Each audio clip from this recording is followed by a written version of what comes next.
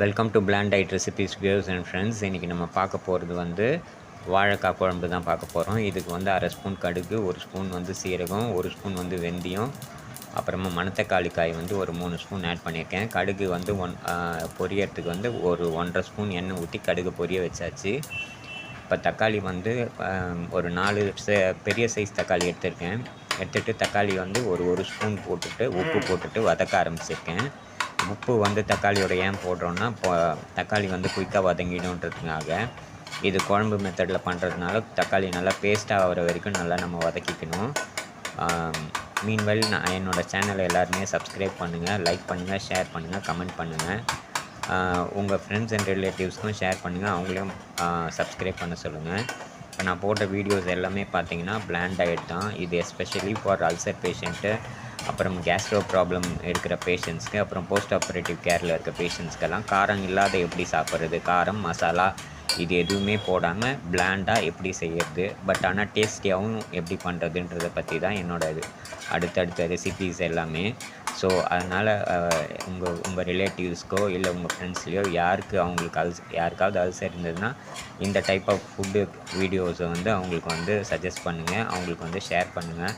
So that அவங்களும் different types of food வந்து try பண்ணி பார்ப்பாங்க. ஒரே பிளாண்டு டயட்டாக வெறும் பாயில்டு ரைஸு, பாயில்டு தால், அப்புறமா பாயில்டு வெஜிடபிள் அப்படியே சாப்பிடாம, தயிர் அப்படியே சாப்பிடாம அவங்களும் கொஞ்சம் டிஃப்ரெண்ட்டாக ட்ரை பண்ணி பார்ப்பாங்க. ஸோ அதனால் இந்த வீடியோஸ் வந்து அந்த மாதிரி அல்சர் பேஷண்ட்டுக்கோ இல்லை அல்சர் ரிலேட்டட் ப்ராப்ளம் இருக்கிற பேஷண்ட்ஸ்க்கோ கண்டிப்பாக வந்து ஃபார்வர்ட் பண்ணுங்கள். உங்களோட மேலான கமெண்ட்ஸ் தான் என்னை மோட்டிவேட் பண்ணும். எனக்கு நான் எதாவது தப்பு பண்ணால் அதை ரெக்டிஃபை பண்ணுறதுக்கும் எனக்கு ஒரு வாய்ப்பு அதில் கிடைக்கும். அது மூலமாக நான் இம்ப்ரூவ் பண்ணிக்கிறதுக்கு ஈஸியாக இருக்கும் எனக்கு. ஸோ இப்போ தக்காளி வந்து ஆல்மோஸ்ட் வதங்கிடுச்சு. உப்பு போட்டதுனால இது குயிக்காக வதங்கிடும். கைவிடாமல் நம்ம கலரிக்கிட்டே இருக்கணும், அப்போ தான் வந்து அடி பிடிக்காது. ஸோ நல்லா கைவிடாமல் கலந்துக்கிட்டே இருங்க. அது ஆல்மோஸ்ட்டு 90% வந்து நல்லா வதங்கிடுச்சு. இன்னும் ஒரு 10% மட்டும் வதங்கணும். வதங்கிடுச்சுன்னா நம்ம அடுத்த ஸ்டெப்பு போயிட வேண்டியது தான். தக்காளி நல்லா வதங்கி வந்துடுச்சு.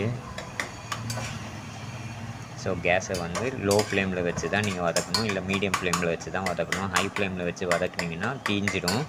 ஸோ அதனால் மீடியம் ஃப்ளேம் இல்லைன்னா லோ ஃப்ளேமில் வச்சு நீங்கள் வதக்கிக்கிங்க. அப்போ தான் வந்து அடி பிடிக்காமல் நல்ல நம்ம நினச்ச மாதிரி தக்காளி நல்லா கிரேவியாக வந்து வதங்கும். ஸோ இப்போ ஆல்மோஸ்ட் தக்காளி எல்லாமே நல்லா வதங்கிடுச்சு. எவ்வளோக்கு எவ்வளோ நம்ம தக்காளியை நல்லா வதக்குறோமோ அவ்வளோக்கு எவ்வளோ வந்து நல்லா டேஸ்டியாக இருக்கும். எண்ணெயும் வந்து கம்மியாக ஊற்றிக்கிங்க. ஸோ நான் வந்து 1.5 ஸ்பூன் எண்ணெய் தான் ஊற்றிருக்கேன், இல்லை 1 ஸ்பூன் எண்ணெய் ஊற்றினீங்கன்னா கூட போதும். அதுக்கு மேலே ஊற்ற வேண்டாம். என் அல்சர் பேஷண்ட்டுக்கெலாம் வந்து அதுக்கு மேலே டாலரேட் பண்ண முடியாது, அவங்களால வயிறு ரொம்ப எரிச்சல் கொடுக்க ஆரம்பிச்சிடும். ஸோ அதனால் வந்து ஒரு ஸ்பூன்லேருந்து 1.5 ஸ்பூனுக்கு மேலே எண்ணெய் ஊற்ற வேண்டாம். இன்பிட்வீன் தக்காளி வதக்கும் போதும் எண்ணெயும் ஆட் பண்ணிக்கவும் வேண்டாம்.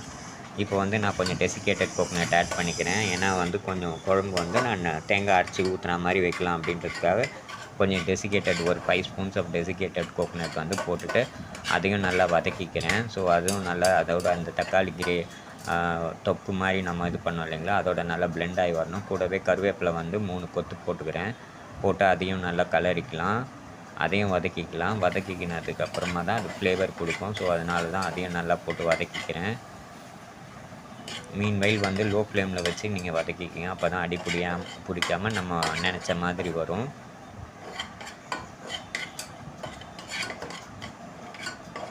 இப்போ எல்லாமே நல்லா வதங்கி வருது கம்ப்ளீட்டாக.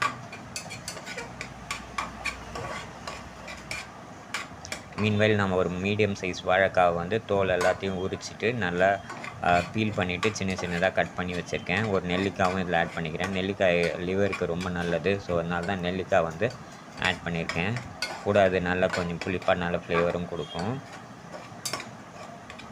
வாழைக்காய் வந்து நம்ம தோலெல்லாம் நல்லா பீல் பண்ணிவிட்டு ஒரு 2-3 டைம்ஸ் நல்லா வாஷ் பண்ணிவிட்டு சின்னதாக கட் பண்ணிக்கணும். கட் பண்ணிவிட்டு சின்னதாக ரொம்ப சின்னதாக போட வேண்டாம். கொஞ்சம் நல்லா ஓரளவுக்கு மீடியமாக கட் பண்ணிக்கிட்டிங்கன்னா அப்போ தான் வந்து குழையாமலும் இருக்கும். அதே மாதிரி உங்களுக்கு கடைசி வரைக்கும் முழுசாகவும் கிடைக்கும் அந்த வாழைக்காய். ஸோ இப்போ தக்காளி வதக்கி முடிச்சாச்சு. தக்காளி டெசிகேட்டட் எல்லாம் வதக்கி முடிச்சாச்சு. இப்போ வந்து கட் பண்ணி வச்ச வாழைக்காய் வந்து ஆட் பண்ணிக்கலாம். வாழைக்காய் வந்து இந்த சைஸுக்கு போட்டிங்கன்னா கரெக்டாக இருக்கும். அப்போ தான் உடையாமல் கூழாகாமல் கரெக்டாக இருக்கும். ஸோ இதை வந்து நல்லா ஆட் பண்ணிக்கலாம்.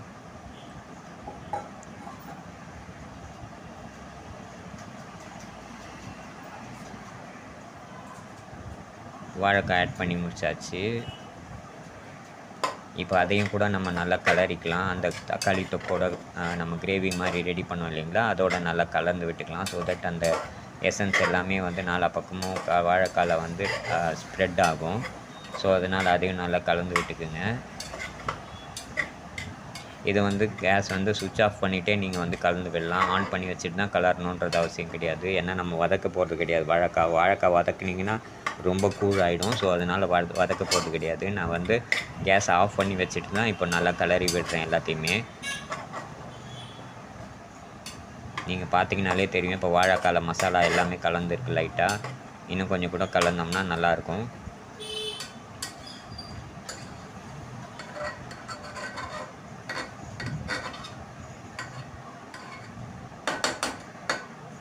இப்போ தேவையான அளவுக்கு கொஞ்சம் தண்ணி ஆட் பண்ணிக்கலாம். லைட்டாக வாழைக்காய் மூழ்கிற அளவுக்கு அதிக தண்ணி வேண்டாம்.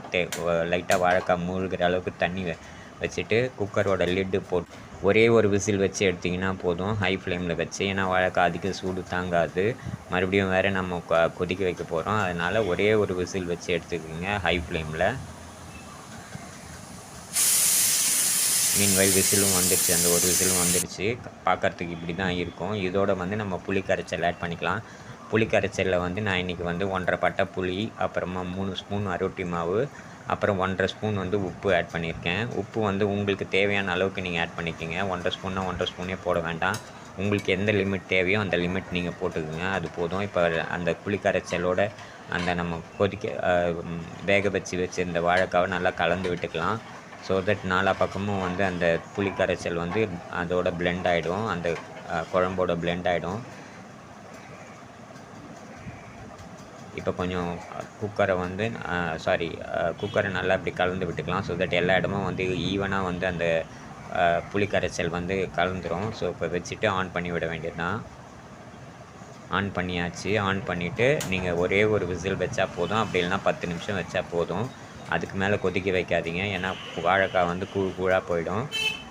ஜஸ்ட் 10 மினிட்ஸ், அப்படி இல்லைன்னா ஒரே ஒரு விசில் வச்சா போதும், வாழைக்காய் குழம்பு ரெடி ஆகிடும். அவ்வளோதான் ஃப்ரெண்ட்ஸ். இதுதான் வந்து வாழைக்காய் குழம்பு, பிளாண்ட் மெத்தட். பட் இது ரெகுலர் மெத்தட் கிடையாது.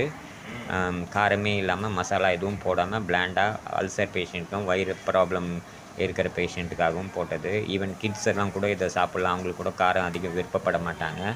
ஒரு விசிலும் வந்துடுச்சு. ஸோ அவங்களுக்காகவும் தான் இந்த வீடியோ போடுறோம். காரம் இல்லாமல் சமைக்கிறது எப்படின்றத பற்றி தான் இந்த வீடியோ. உங்கள் எல்லாருக்கும் இந்த ரெசிபி பிடிச்சிருக்குன்னு நினைக்கிறேன். கமெண்ட் செக்ஷனில் வந்து உங்களோட கமெண்ட்ஸை வந்து போஸ்ட் பண்ணுங்கள். ஸோ தட் எனக்கும் வந்து இம்ப்ரூவைசேஷன் ஈஸியாக இருக்கும். Thank you friends.